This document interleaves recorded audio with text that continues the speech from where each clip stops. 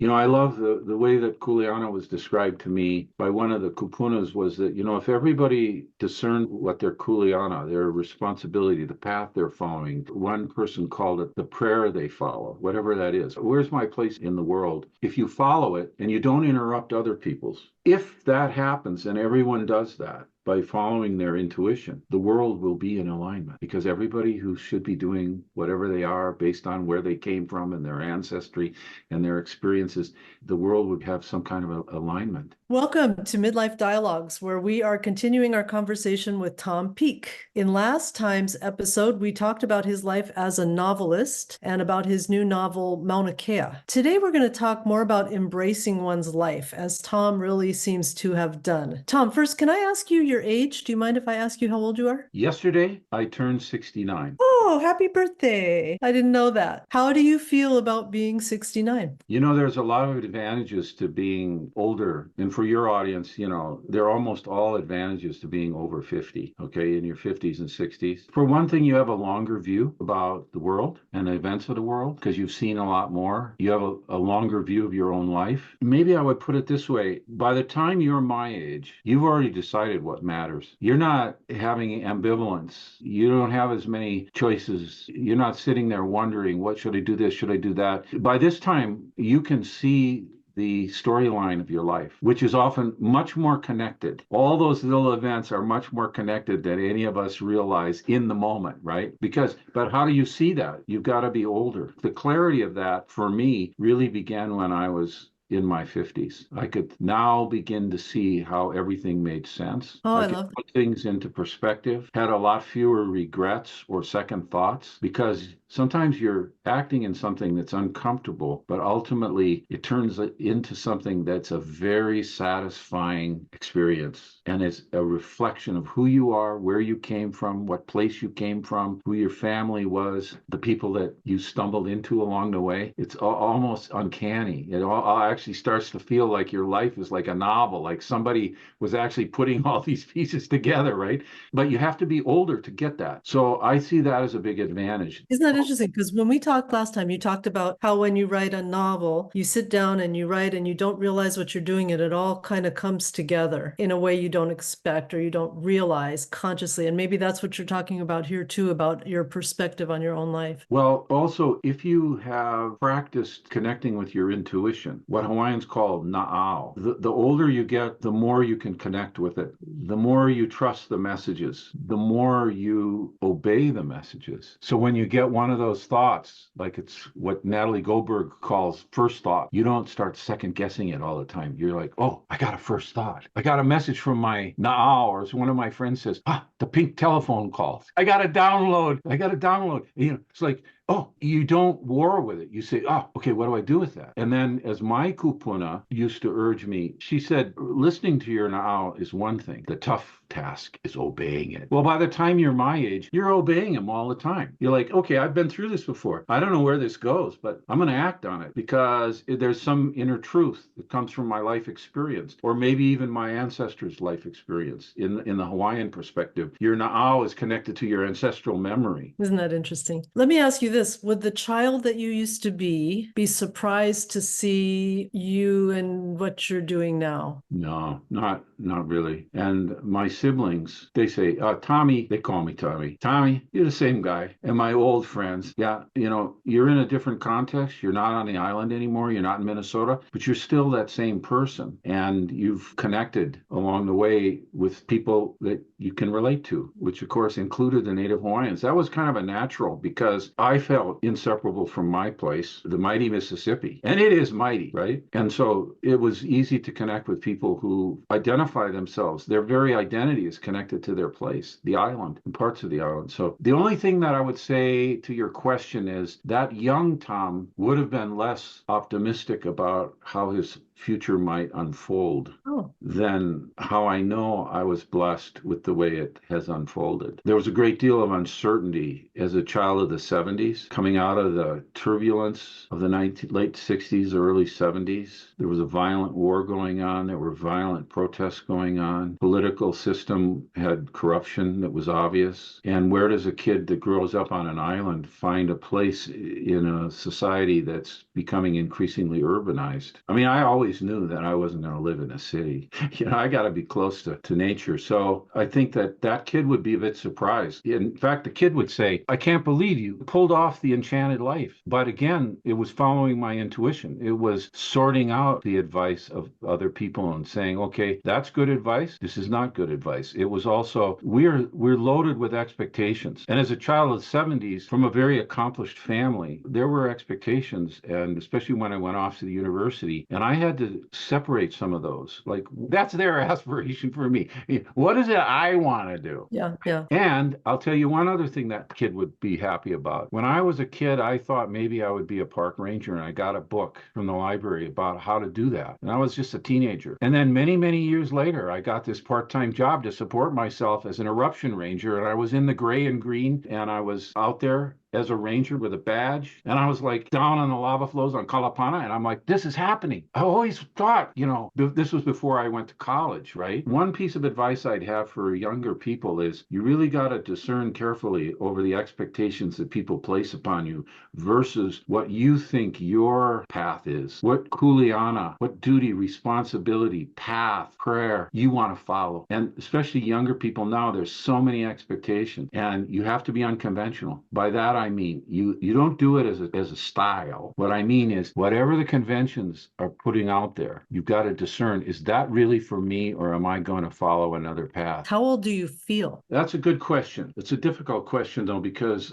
it would be glib to say, oh, I feel like, I'm in my 30s or something. But actually, I feel both young and old simultaneously. It's a paradox. I feel really old. I was a writer because I processed my life experiences very intimately. And so I feel like I've seen a lot. I've processed a lot. I've had a lot of experiences, and I didn't shy away from them. So in some ways, I feel like I've lived more than one life and that I'm old. On the other hand, I'm still basically the same energetic person that I was when I was a kid. My eyes get all, sparkly, and I get excited, and my adrenaline goes, and you put me watching a lava flow or something, I feel very youthful. There's a spring in my step. So I kind of see it as paradoxical. I feel very, very old, and I also feel young. Now, part of the very, very old thing, which seemed to surprise you, is that I actually have come to accept and believe in what my Native Hawaiian friends and my own kupuna have told me, which is you carry your ancestors' memory. Yep. Which means then I'm really old. Wisdom of the ages. And I don't fight that, knowing that you're not just that one person. You're connected to all these other generations, means that there's a strength in that. You can see yourself in a much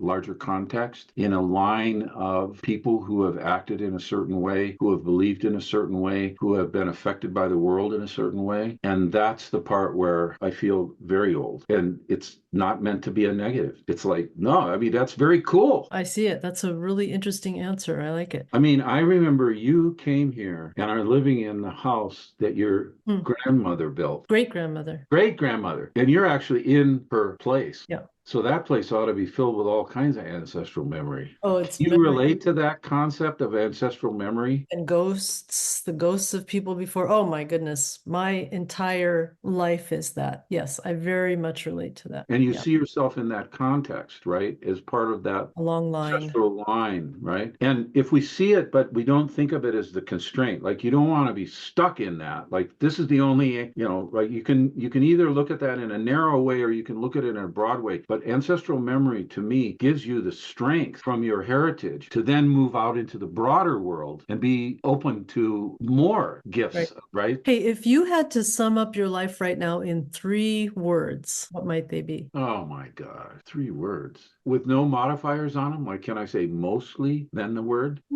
Okay. We're making the rules. Mostly enchanted. Enchanted. Yeah. Grieving the losses of people and values from an earlier time. Mm. In the case of people, because people older than me are disappearing from Earth, they're dying. And that includes a lot of good friends and others. The values that I grew up with as a child of the 70s have all but disappeared as American society has gone into a regressive period. You have to remember, I was in that generation that listened to the Age of Aquarius, right? That founded Earth Day, that said we have to have no more war, that wanted civil rights for everybody, that wanted women to have the freedom to not live the stereotypical roles, which were still very prominent in the 1970s. We all listened to folk music and Joni Mitchell and Gordon Lightfoot and Paul Simon and, great songwriters before the commercialization. The other thing is, it's a phrase. Okay. Spontaneous exploratory approach.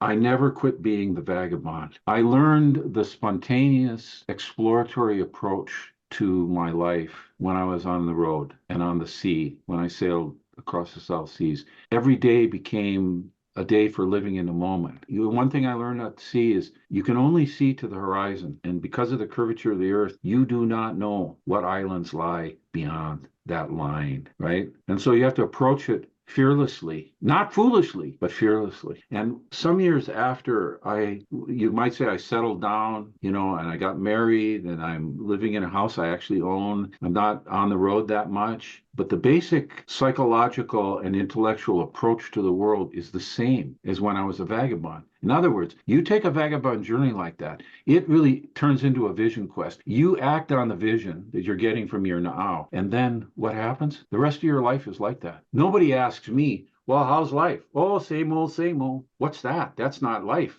I mean, there's a paradigm shift. There's a psychological shift when you've hit the road. And then you discover that most of the world lives in aloha. When you're on the ground, most people are not like the people we read about in the papers, right? People befriend you. People help you. People show up magically just when you need somebody to help you, right? I mean, you discover the world operates in another way that's different than as portrayed in the media or maybe the way we talk about it, and certainly on social media. If you follow social media, you think the whole world, everybody is just angry at everybody else. Well, there are statistics that show that there's a lot of anger out there, but when you go out there and interact with an angry person, they'll usually extend themselves to you and you'll end up having a beer with them or eating lunch with them or whatever. I would say that's the third, it's not a word, but spontaneous exploratory approach to living is another way I would describe my life. And that's a big concept, but it's affected all kinds of other things. My openness to meet new people, my openness to be in another place, my openness to look at an idea in a